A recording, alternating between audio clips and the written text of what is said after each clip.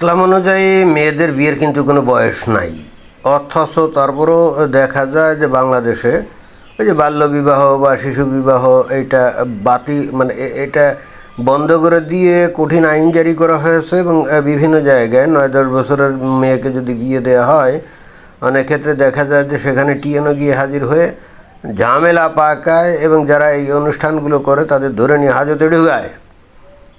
এখন তৌহিদি জনতার দেশে, মুমিন মুসলমানের দেশে এইটা কি যথাযথ অথবা এটা কি হালাল? মোটেও না। ইসলাম অনুযায়ী এটা কঠিনভাবে একটা হারাম কাজ এবং এর শাস্তি কিন্তু কঠিন। তো এইটা নিয়ে আমি কিন্তু অনেক দিন ধরে চিন্তাগ্রস্ত ছিলাম যে বাংলাদেশের তৌহিদি জনতা কেন এগুলো নিয়ে আন্দোলন করে না, এই বাল্যবিবাহ বন্ধ, এই আইন বাতিলের জন্য তারা রাস্তায় নেমে আসে না। তো অনেক দিনের আশা আকাঙ্ক্ষা এবং স্বপ্ন অবশেষে বাস্তবায়িত হতে যাচ্ছে। এখানে দেখলাম যে একজন হুজুর ঠিকই একেবারে বীর বিক্রমে এসে সংবাদ সম্মেলন করে এই যে এখানে দাবি জানাচ্ছেন। তো কী দাবি জানাচ্ছেন সেটা আমরা তার মুখ থেকেই শুনি। বাল্য বিয়েতে বাধা দেয়া, অনুষ্ঠান স্থল পণ্ড করা এবং বাল্য বিয়েকে অভিশাপ হিসেবে বর্ণনা করা সম্পূর্ণরূপে কুফরি। যে হুজুর, যে মডারেট মুসলিম আছে না, যাদেরকে আমরা রসালো মুসলমান বলি, তারা কিন্তু বলে যে বাল্যবিবাহ এটা নাকি অভিশাপ। তো এইটাকে যারা অভিশাপ বলে তারা আসলে কুফরি করে এবং তারা বস্তুত এই অভিশাপ বলে আল্লাহর বিধানকে, নবীর বিধানকে অমান্য করে তারা তো মুরতাদ হয়ে যায়, তাই না হুজুর? এটাও আমার মনে হয় যে আপনার পরিষ্কার করে বলা উচিত ছিল। শাস্তির আওতায় আনতে হবে। সুন্নতি বাল্য বিবাহ নিয়ে ষড়যন্ত্রে লিপ্ত এনজিও কার্যক্রম নিষিদ্ধ করতে হবে।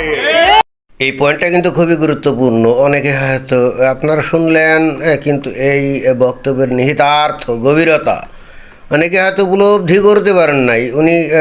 উনি কিন্তু বলছেন যে সুন্নতি বিবাহকে নিয়ে যারা ষড়যন্ত্র করছে, অর্থাৎ সুন্নতি বিবাহ মানে কি, যে শিশু বাল্য বিবাহ আর কি, ওটা হলো কিন্তু সুন্নতি বিবাহ।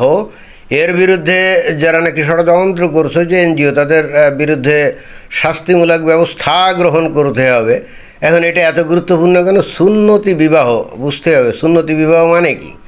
মানে হলো যেটা নবী নিজে করে গেছেন এবং যেটা নবী নিজে বলে গেছেন এবং করে গেছেন, এটাই তো সুন্নতি বিবাহ। এর মানে হচ্ছে নবী নিজেই কিন্তু এই বাল্যবিবাহ করে গেছেন এবং সেই হেতু নবী যেটা করে গেছেন তার বিরুদ্ধে ষড়যন্ত্র করবে বাংলাদেশের কিছু এনজিও। তারা গ্রামে গঞ্জে গিয়ে ওই মানুষদেরকে বুঝাবে বাল্যবিবাহ খারাপ। ছোটো ছোটো যে বালিকা 9-10 বছর 11 এখনও পরিপূর্ণ হয় নাই, শারীরিক গ্রোথ হয় নাই, এদের বিয়ে দিলে তো এদের স্বাস্থ্যগত সমস্যা হবে। অল্প বয়সে যদি গর্ভবতী হয়ে যায় তাহলে বাচ্চা পয়দা করার সময় তাদের অনেক সমস্যা হবে।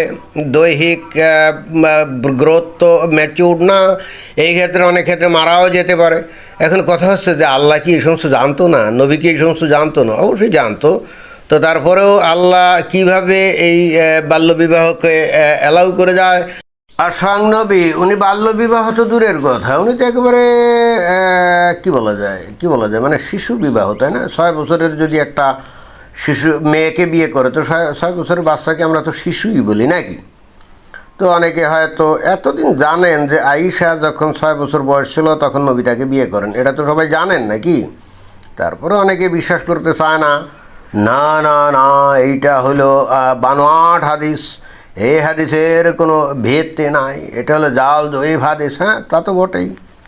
কোনো একটা জিনিস এই মুমিন মুসলমানরা যেটা মাথার মধ্যে ঢুকে বসে আছে, নবী সম্পর্কে যে উচ্চ ধারণা নিয়ে বসে আছে, হঠাৎ করে যদি কোনো দলিল থেকে, তাও ইসলামিক দলিল, এমন না যে বাইরের কোনো ইহুদিনা ছাড়া কাফেররা লিখছে, একেবারে সেই মানে যেমন ধরা যাক 4জন শিয়া সহি যে হাদিস কিতাব, যে যেমন সহি বুখারী, মুসলিম, আবু দাউদ, তিরমিজি, তো এরা তো সহি কিতাব, তাই না? তো এদের এই সহি হাদিস কিতাবেও যদি লেখা থাকে আর এইটা যদি মুমিন মুসলমানের পছন্দ না হয়, তাহলেই কিন্তু সেই হাদিস জাল হয়ে যাবে। এটাই কিন্তু আধুনিক রসালো মুসলমানদের একটা বিধান। তো যাই হোক, তারা যাই বলুক না কেন, আমার তো আর এগুলো দেখে কোনো লাভ নাই। এখন কোন সহি হাদিসে নবীর এই শিশু বিবাহের বিষয়টা আছে সেটা তো একটু দেখতেও হবে। তো আমরা একটু দেখি হাদিস খুঁজে টুজে একটু বের করলাম, সেটা আমরা একটু পড়ি। সহিহ বুখারী ইসলামিক ফাউন্ডেশন থেকে প্রকাশিত অধ্যায় কত 54, বিয়ে শাদী, মানে বিয়ে শাদী সম্পর্কিত বিষয়। তো এখানে কত নম্বর হাদিস সেটা দেখি। হাদিস নম্বর হলো 4762, 4762। আপনারা খুব ইজিলি এটা কিন্তু ক্রস চেক করে দেখতে পারেন। আপনারা যে ওই যে প্লে স্টোর আছে না, সেখানে বাংলা হাদিস এটা দিয়ে আপনারা কিন্তু বের করে এটা ডাউনলোড অ্যান্ড দেন ইনস্টল করে আপনারা কিন্তু খুব ইজিলি এটা কিন্তু ক্রস চেক করে দেখতে পারেন, এবং আপনাদের দেখা উচিত, তাই না? যাই হোক, হাদিস নম্বর কত 4762। এখানে কি বলছে?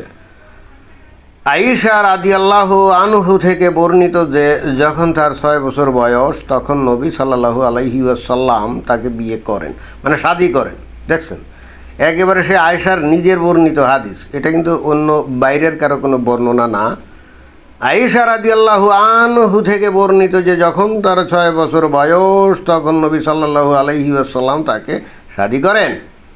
তিনি তার সাথে বাসর ঘর করেন 9 বছর বয়সে। হ্যাঁ, 6 বছর বয়সে বিয়ে করে সাথে সাথেই বাসর করেননি। অন্তত আল্লাহ নবী এইটুক কিন্তু কনসিডারেবল ছিলেন যে 6 বছরের শিশুকে নিয়ে কি বাসর ঘর করা যায় নাকি। তো এই বিষয়টাও কিন্তু গুরুত্বপূর্ণ এবং একটা মহত্বের লক্ষণ। অনেকে আছে না যে 6 বছর হোক আর 7 বছর হোক বিয়ে করলেই তাকে নিয়ে বাসর ঘর করার জন্য ব্যস্ত হয়ে যায়। এখন ওইটা শিশু না বাচ্চা, অনেকের মাথা ঠিক থাকে না, তাই না? ইমানদণ্ড যখন উত্থিত হয়ে যায় আগ্নেয়গিরির অগ্নুৎপাত ঘটানোর জন্য, তখন তো মাথা ঠিক থাকে না। বিয়ে করছে বিবাহিতা, অতএব তাকে তো নিয়ে বাসর ঘর করাই যায়। বাট নবী কিন্তু এরকম ছিলেন না। এই জন্য নবীকে আমরা পছন্দ করি এবং তার এই বিবেচনা এগুলো আমরা গ্রহণও করি। 6 বছরের আয়েশাকে উনি বিয়ে করলেন, সাথে সাথে তাকে নিয়ে উনি বাসর ঘর করেন। এবং ইন্টারেস্টিং ব্যাপার হলো তখন কিন্তু তার বয়স হলো 52। নবীর বয়স যখন 52, তখনই কিন্তু এই আয়েশাকে উনি বিয়ে করেন 6 বছর বয়সে, ঠিক আছে?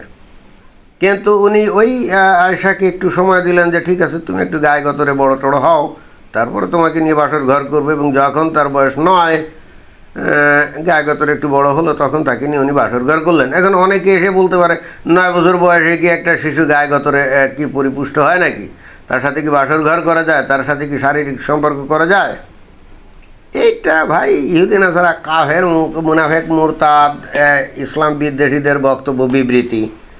আমার কাছে মনে হয়, আমিও আগে তাই মনে করতাম যে আসলেই তো এটা খুব অন্যায় একটা কাজ। কারণ 9 বছরের বাচ্চা আমরা তো অহরহ দেখি, তাদের তো মানে দৈহিক গঠন এমন যে আসলে তো তাদের সাথে শারীরিক সম্পর্ক করা যায় না।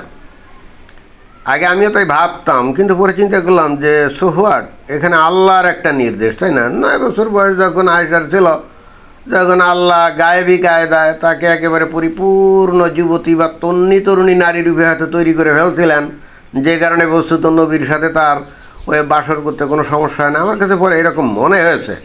কিন্তু ইন্টারেস্টিং ব্যাপার হলো যে নবীর জন্য আয়েশাকে আল্লাহ হৃষ্টপুষ্ট করলেন নিশ্চয়ই 9 বছর বয়সে, কোনো সমস্যা নেই। এটা তো নবীর সাথে আল্লাহর একটা আলাদা প্রিভিলেজের সম্পর্ক ছিল, রাইট?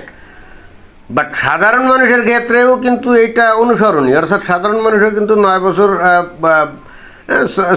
6 বছরের কিন্তু শিশু তারা বিয়ে করতে পারে। কিন্তু যেহেতু ওই নবী 9 বছর বয়সে বাসর ঘর করছিলেন, আর নর্মালি সাধারণত মানুষ বিয়ে করে তো আর দেরি করতে পারে না, তারা তো শুধু বাসর ঘরে নিয়ে মোটামুটি ডাইরেক্ট অ্যাকশন করার জন্য ব্যস্ত হয়ে যায়, তাই না? তো এই জন্য যে নবী যে আয়েশার যে বয়সে তার সাথে বাসর করছেন, এটাকেই স্ট্যান্ডার্ড হিসেবে গণ্য করা হয়। অর্থাৎ 9 বছরের মেয়েকে বিয়ে করা যায়। অ্যান্ড দিস ইজ কল্ড সুন্নতি বিয়ে, ঠিক আছে? এটাই কিন্তু ওই হুজুর বলছে যে সুন্নতি কাজ। হ্যাঁ, তো এই নবীর এই সুন্নতি কাজটাকে এত বড় উদ্ধত্ত বিদেশি টাকায় বাংলাদেশে যে সমস্ত এনজিওরা তারা এই বাংলাদেশে কাজ করে, তারা এই আল্লাহ এবং নবীর এই মানে বিশেষ করে নবীর এই কর্মটাকে, সুন্নতি কর্মটাকে তারা বলে এটা নাকি অমানবিক। এটা তারা বলে এটা খুবই খারাপ কাজ, এটা একটা অভিশপ্ত কাজ। চিন্তা করে দেখছেন তারা নবীকে কি ভয়ঙ্কর রকমভাবে অপমান অপদস্থ করে। এবং এরপরেও বাংলাদেশে আমি দেখি না এটার এগেনস্টে তারা রাস্তাঘাটে কোনো প্রতিবাদ করে। এখন এই হুজুর অন্তত সাহস করে রাস্তায় নামছে। আমরা আশা করব যে হয়তোবা খুব দ্রুত হয়তোবা যে বাংলাদেশের তৌহিদি জনতা রাস্তায় নামবে, যে মেয়েদের বিয়ের বয়স 9 বছর করা হোক। বর্তমানে সরকার কত বছর করে রাখছে? 18, তাই না? এটা কোন ধরনের নিয়ম? তৌহিদি জনতার দেশে ইসলাম বিরোধী আইন করে সরকার। আমি টাসকি খেয়ে যাই। এটা কিভাবে তৌহিদি জনতা এতদিন মেনে নিল? কিভাবে এটা মেনে নিল? এটাই আমার কাছে প্রশ্ন। ধন্যবাদ।